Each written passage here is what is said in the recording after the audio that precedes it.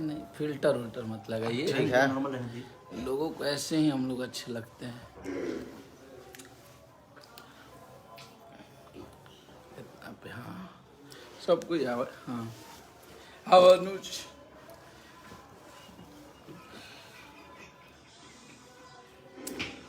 आइए रितनेश जी आइए। नमस्ते प्रणाम सबके, आप सबके भाई हम अखिलेश कश्यप और आप सब कैसन बानी जा इन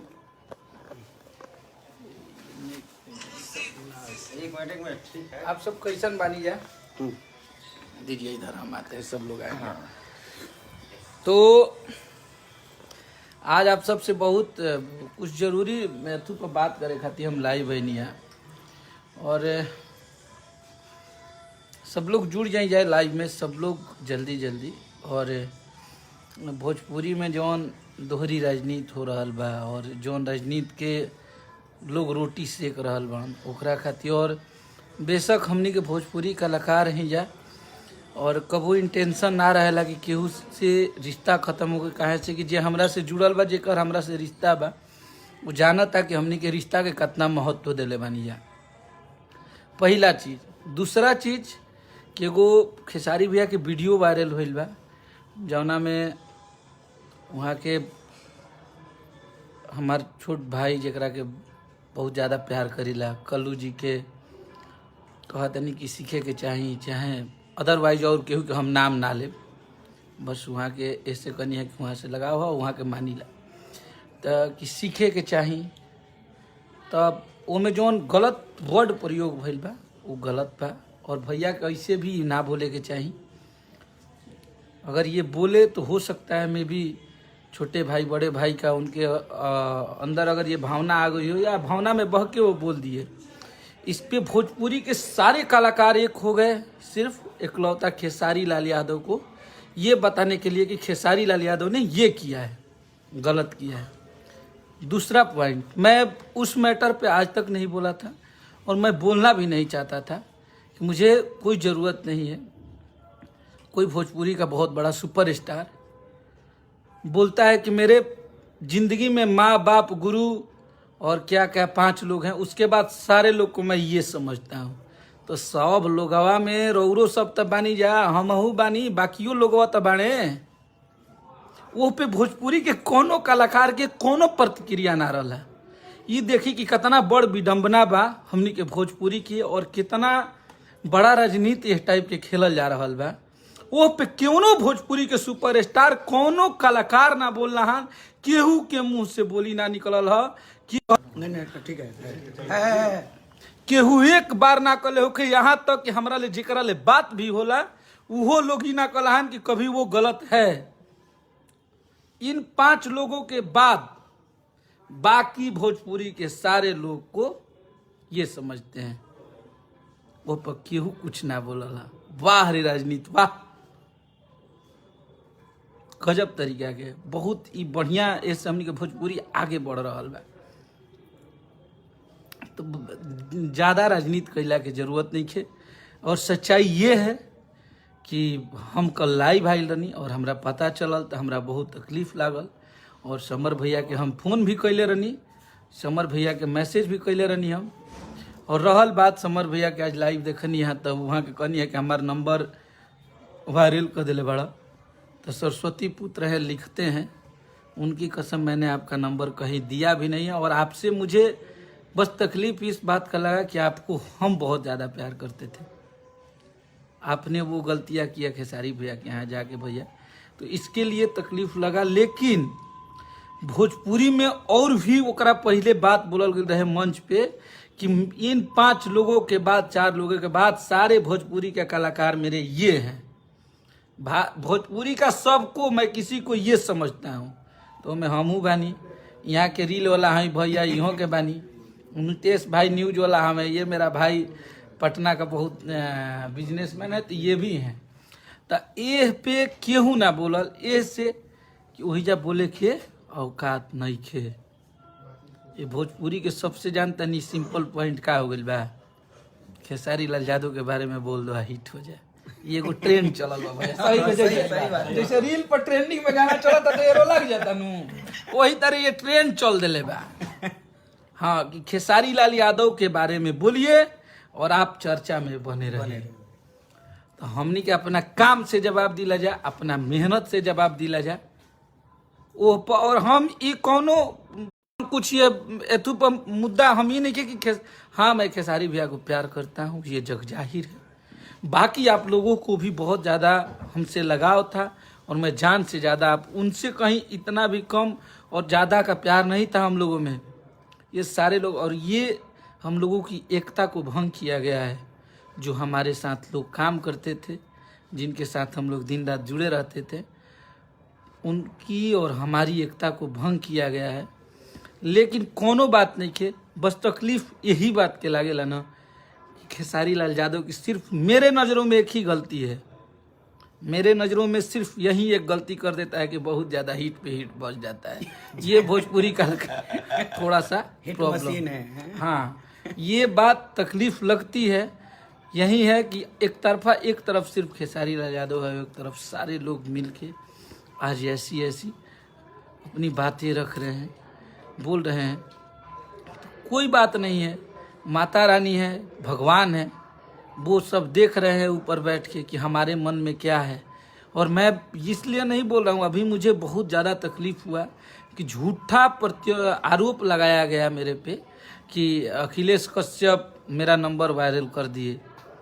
भैया, जिससे मोहब्बत रहती है, जिसको प्यार करता हूँ, उनसे रिश्ता वहाँ तक ख़त्म करता हूँ जहाँ तक आप मेरा लाइव एक उठा के देख लीजिएगा, कभी एक शब्द आपके लिए कभी अभद्र नहीं निकला होगा समर भैया। क्योंकि आपसे मेरा लगाव था, आपका मैं पैर छुआ था, आपको मैं बड़ा भाई मानता था। हाँ, मुझे तकलीफ़ लगा है आपके साथ के लोगों से, क्योंकि मुझे आपके साथ रहने वाले लोग मुझे बॉम्बे से फ़ोन करते हैं कि आप कहाँ हैं, बनारस में है कि पटना में है, मुझे पूछते हैं। मुझे तकलीफ़ लगा। आपको मैं उस दिन भी जिस दिन बात हुआ था, मैंने सॉरी बोला, भैया जाने दीजिए, कोई बात नहीं, इसको ख़त्म करते हैं। लेकिन सिर्फ एक खेसारी की इतनी छोटी छोटी गलतियों को देखा जाता है और बाकी सुपरस्टार कुछ भी कर दे, कुछ भी बोल दे, हमारे भोजपुरी वाले लोग तो ज्यादा कर देते हैं। ओहो, अरे तार लोग के अब के करा के हमारा के चमचा कहले कि तू लोग के चमचा कही, ई बतावा लो हैं। हमारा के तू लोग चमचा कहब कि तो तहार लोग के चमचा कहल जा। ओह दिन तहार लोग के कान में इना रहे, सेंटीमीटर बंद हो गई रहे, वो दिन ना सुनाई दिलस कि बाकी लोग हमारा ये है हैं। वो दिन तो सुनाई ना दिले हुई। सच्चाई बात बाकी ना दी, क्योंकि हमेशा दुनिया कमज़ोर को दबाती है, गरीब को दबाती है। और खेसारी लाल यादव एक गरीब घर का लड़का है, उसको आप लोग हमेशा कोशिश किए हैं दबाने की। लेकिन जरा संग जानता भी है भोजपुरी के जो हरा और मारती है कि 20 मिलियन 50 मिलियन 100 मिलियन ले जा उड़ा, तो वो वाला स्थिति है जिसके जिसके साथ पब्लिक है भैया, भगवान जनता है। वो जिस दिन खेसारी लाल यादव हो, चाहे भोजपुरी के अदरवाइज कोई भी हो, जिस दिन आप लोग भैया इग्नोर कर देंगे, किसी की माँ दूध नहीं पिलाई है कि भोजपुरी में वो बचा ले अपनी विरासत को। जिस दिन आप लोग इग्नोर कर देंगे, जिस दिन आप लोग मेरा लिखना गाना लिखल गाना के बंद कर दे बोलो, वो दिन हमारा कोनो औकात नहीं के, चाहे ना हम तिस्मारो खान हो कि हम अपन गाना बजा सकीला। क्योंकि आप लोग सब जानते हैं, ये जो गाली गलौज करते हैं ना, ये किसी के भी फैन हो, ये बस सीमित लोग हैं ये गाली गलौज करने वाले। बाकी पब्लिक जब जिस दिन अपने कानों से आपकी आवाज़ को उतार देगी ना, उस दिन आपकी कोई माँ की ताकत आपको ऊपर नहीं लेके जा सकती है। ठीक है, तो खेसारी लाल यादव संगे पूरा बिहार, यूपी, झारखंड के लोग बा और समस्त लोग ही जानता कि के गलती करता और के सही करता। ठीक बात, एकरा से विशेष हम ही देखतनी कि इतना तकलीफ में, इतना कष्ट में आदमी देख रहल बने कि दिन भर कबू हिनका खाती हौ लाइव आके बोलत हणे, किनकर गाना पर हौ वीडियो बनावत हणे, हिनका गाना पर हौ बनावत हणे। अरे यार, एगो खेसारिये तार लोग के भोजपुरी में सबके दुश्मन हो गई का कह दिले। हम इन भैया से हमेशा बोलते हैं कि आपकी सबसे माइनस पॉइंट है, देखिए सीमित में हम लोग बजेंगे, हम लोग सुपर हिट गाना नहीं, हम लोग हिट देंगे। हमनी के मार्केट में रोड पर नहीं खे, एकदम कचड़ान बाजे के नहीं खे, हम तनी तनी बाजे लेवे ऐसे कि भाई अपन भाई हमनी से खुश रहस लोग। क्या जी गलत बोल रहे हैं? निखिल जी तो बोलिए। हमारे अपने भाई, हमारे भोजपुरी के भाई खुश रहे। आप झगड़ा सॉन्ग भी लिखे हैं तो जनता कितना प्यार किया। बताइए 17 दिन में 20 million 20 million 1 lakh reel viral. 1 lakh हाँ। भैया लाइव उ लोग आवता जे पहले हम गलती करत रहे, स्टेज पर पी के उ लोग का कुछ कुछ बोलत रहे। हाँ, तो जाने दीजिए, हम किसी को नीचा गिराने के लिए नहीं आए हैं और हम सबसे जुड़े हुए हैं, सबको सम्मान करते हैं, हम सबके मानिला। ऐसे कि हम केहू भी फोन करब तो सब कोई कही कि देखो चमचई होखे लागल। तो ई बतिया हमू कहते हैं कि ठीक बा, हम खेसारी लाल यादव की अगर प्यार करना आपके नजरों में चमचई है तो वो मैं करता हूँ, वो मैं प्यार करता हूँ। सब लोग और मैं मुझे आज से चमचा मेरा नाम रख दीजिएगा। लेकिन ये याद रखिएगा कि आप लोग जो कर रहे हैं उसका क्या नाम रखेंगे हम, उसका भी तो कोई नाम होना चाहिए ना। ये बात पे मान ली मंच पे केहू बोला था तू लोग के डायरेक्ट, एक बात या संगे रहे वाला आदमी हुए हमें। इसका कहने का मतलब यही है ना कि इन लोगों के बाद मेरा सब लोग ये है, तो बाकी आपके साथ जो भी रहते हैं वो भी आपके वो है, तो हम नहीं है, हम लोग नहीं है और हम लोग को बर्दाश्त नहीं हुआ। तो हम ये बात बोल दिए कि कम से कम भोजपुरी के जो स्टार हैं, आज खेसारी लाल यादव जी ने एक वीडियो देखा जिसमें बोला है कि सीखते बने, ठीक है, लेकिन कम से कम माई बहन के गाड़ी तो ना दिला है, कम से कम अभद्र भाषा के तू लोग तो केहू के प्रयोग ना कैला है। और सब लोग जानता है कि एक बंद कमरों में हमारा बड़ा भाई, हमारे बाबूजी हमारा के पढ़ा चाहे हमार मामा होकर चाहे, तो ये भोजपुरी के भाषा हो उनका। तो एकरा के आप लोग जे भी बा भैया के फैन, हमको दुनिया पे भरोसा नहीं है। और मैं ये जानता हूँ कि अखिलेश कश्यप भोजपुरी में एक कंपनी भी खोला है, लेकिन हम आजीवन अन्याय नहीं देखेंगे, ना अन्याय मेरे से होगा, क्योंकि हम किसी का गुलामी नहीं किए हैं।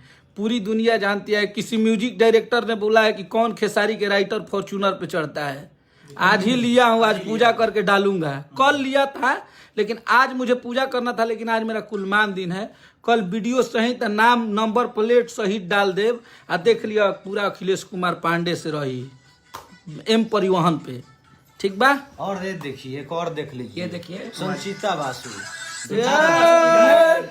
ये देखिए हमारा भोजपुरी में इतनी बड़ी क्रिएटर रील की संचिता बसु जी ने आज हमारे झगड़ा गाने को रील बनाया है। इससे बड़ा और गर्व की बात क्या हो सकती है।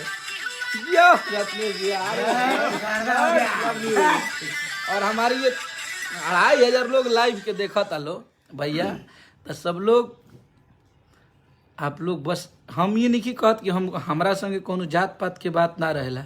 ना अखिलेश कश्यप, जिस दिन मुझे लगता है कि खेसारी भैया जिस दिन मुझे अनादर कर देंगे, जिस दिन मुझे अगर एक शब्द मुझे बोल देंगे कि कश्यप तू भागा ही जाले, अखिलेश कश्यप उनके पास कभी जिंदगी में दोबारा नहीं आएगा। लेकिन मैं जानता हूं कि खेसारी लाल यादव से ज्यादा सम्मान देने वाला, इज्जत देने वाला भोजपुरी में अगर दूसरा कोई पैदा हो जाएगा, उस दिन अखिलेश कश्यप भी अपना नाम बदल के दूसरा रख देगा। क्या ये बात मुझे पता है कि खेसारी भैया जितना अगर किसी को सम्मान दे दिया कोई, खेसारी भैया जितना किसी को सम्मान देते हैं, उतना भोजपुरी में अगर कोई दूसरा स्टार दे देगा, उस दिन इससे बड़ी बात कुछ हो नहीं सकती है। और मैं इस भरे लाइव में बोल रहा हूं कि मैं अरविंद अकेला कल्लू और खेसारी भैया को यहाँ मानता हूँ, बाकी मुझे दुनिया से किसी से प्रभाव नहीं पड़ता है, ये पूरी जग जाहिर है। लेकिन आज मेरे भाई को भी गुमराह किया गया, हमारा भाई भी आज हमसे दूर हो गया, तो हम इस दुख में आपको बोले कि कोई बात नहीं है, लेकिन आप लोग आजीवन सही का सपोर्ट कीजिए, मुझे तकलीफ नहीं है। ये बात आप लोग जान लीजिए कि एक तरफा एक खेसारी को हराने के लिए कितनी सेना बनाओगे आप लोग। खेसारी शेर है, ऐसे ही गरजते रहेगा। खेसारी लाल यादव को आप पराजित नहीं कर पाएंगे। खेसारी लाल यादव अपने मेहनत पे चलता है। हम उनकर मेहनत देखले बनी, लगातार 4-4 दिन दागे वाला, अगर झूठ बोलत होगा तो क्रिया खा के कहते नहीं, 4-4 दिन जगने वाला, 5-5 दिन, उसका हार्ड वर्क उस इंसान का मैं देखा हूँ। और मैं इसलिए प्यार करता हूँ उस आदमी को कि मैं खुद मेहनती हूँ, मुझे मेहनती लोग पसंद है। तो भैया अतना मत करी जा, और ये अतना बोले कि हम कबो कोशिश ना कैले रहनी, हाथ ना कुछ हो गई हम चुप रहनी। सब लोग पूछत रहे कि भैया तो कुछ बोलत नहीं का। यहाँ तक कि खेसारी भैया ने भी मुझे मना किया था कि बाबा आपको कुछ नहीं बोलना है, आप चुप रहिएगा, क्योंकि हमारा बोलला पे विवाद होइबे करेला। तो आज हद पार हो गई है। और एगो होखेला ना कि जितना भी पेशेंस रख धैर्य रखेला ना आदमी, तो ओकर सब सीमा पार हो गई है। केहू कुछ बोल देता है, जेकर हम देखा तनी कि कुछ लोग के कुछ किया बेथू नहीं क्या वो डिसाइड करे लगा था का, तो खेसारी भैया को नहीं बोलना चाहिए था, इन भैया को नहीं बोलना चाहिए था। हाँ हाँ हाँ गए, इनको ये नहीं बोलना चाहिए। मैंने का हव तू हाई कोर्ट के जज हव, कि एक तरफा निर्णय करे ला। अब वो दिन लाइव में का है में गई रहे, अब यही पर बोल दे तो फिर विवाद हो जाए। हे कान के ठेपी खुलल ना रहे जो यही कहल कि ये लोग के बाद हमें लोग के हइये बुझिला। वो दिन तार कनवा में हमें का गई रहे, वो दिन ना, वो दिन तारा भोजपुरी ले प्रेम ना रहे। वही दिन यही बेरा जन्म ले लावा, पहले दिन जन्म लेते खेसारी जी के सुन ले लावा कथा कहानी कि खेसारी जी ने गलत और ये भैया सही। हाँ यही बेरा। तब बस अब कदा लोग अब जितना भइल ना उतना होके गया। और भोजपुरी मिठाई चीज है, भोजपुरी कलाकारी है, एमे मार झगड़ा ना होला। ठीक बा। तब एकरा में जो अगर ई लागता इहो अगर लागत होई कि केहू केहू से कम बा तो ठीक बा, इहे क लिहल जाओ। अब हमहू तो आ गइल बानी यही औकात पे, जब इहे करे के बात तो लड़िए फरिया लो। लेकिन दू तरफा बात ना होके के चाहिए। हाँ अगर कोई गलत है तो मैं मानता हूँ कि गलत है। चाची के बाची सपनवा में आती उस गाने का रैपर गलत था, गाना गलत नहीं था, मैंने उस गाने को बंद करवा दिया। हाँ मैं माना कि उस गाने का रैपर गलत था, गाना बंद हो गया। तो हम अपन गलती अगर करीला तो हम एक्सेप्ट करीला कि हमार गलती रहे। अगर केहू लड़का के लाइव में हमार दोस्त साथी लोग हाथ छोड़ दिले रहन जा, ओकरा खातिर भी सॉरी बोलनी कि हमरा ले गलती भइल बा, इ ना होके के चाहत रहे, जो कि हम कभी हाथ नहीं छोड़े थे, फिर भी मैंने सॉरी बोला। ठीक बा। तो हम अगर गलती बानी भैया तो तू लोग इंसान बड़ा लोग, तू लोग डिसाइड करवा लोग। लेकिन आपका खेसारी अकेला है और आपकी वो भी उसको बहुत ज़्यादा ज़रूरत है। और आज उसका गाना रिलीज हुआ है रोमांटिक राजा, उसको इतना प्यार आशीर्वाद दे दीजिए कि उससे ये ना लगे कि ये एगो कहाऊ तो भोजपुरी में कि हाथी चले बाजार आ कुत्ता भूखे हजार। तो ये लोग यही तरीका करत रहे, अनुबम बमात रह। और माता रानी के कृपा सब पे बनल रहे। और हम ही सिर्फ ये से कनी है कि हम एक बार कुछ लोग के देखनी है स्टेटमेंट लाइव वीडियो, हमरा बड़ी तकलीफ लागल कि अखिलेश कश्यप खेसारी लाल यादव कैसे किसी को बोल सकते हैं। ठीक है बेशक भैया ने बोला, और एक बंद कमरे की बात है, बंद कमरा में किए नहीं खे का करत। हाँ वो तो केहू भी केहू पहुँचा तो केहू के वीडियो बना दे। ठीक है भैया ने बोला, भैया के माइंड में क्या आया क्या नहीं, भावना में बात क्या था कोई नहीं। हाँ लेकिन ठीक है बोले वो ठीक है। लेकिन ओखरा ले रहुआ सब दिल से बताई जा कि हई बतिया कितना बढ़िया लागता। वो बतिया ठीक बा, वो सीखे के कला हन, कहे से कि वो बहुत गलती कर दिले बाने, सीखे के कह दिलन तो ओकर सजा मौत बार हुआ सबके नजर में। लेकिन हे बतिया के सजा का होके के चाहिए कि हई चारों लोग पांचों लोग के बाद हम यही पर बुझिला मैं जाना के ई बतिया निमन लागत हुई तू लोग के, कहे से कि तू लोग के अच्छा लागेला ये कुल। हम जानते नहीं नो निमन एगो कौन ना निमन गीतिया गाई ना दरबार धैले जाए उहे बात बा। तो भोजपुरी है बा, आप सब आशीर्वाद प्यार दी जा। हम कबो ना चाहत रहनी है कि अब लड़ाई झगड़ा हो, कहे से कि हम अपना काम पर बहुत ज़्यादा फोकस कर दिले रहनी है और गाना बजाना पे बहुत ज़्यादा फोकस रहा।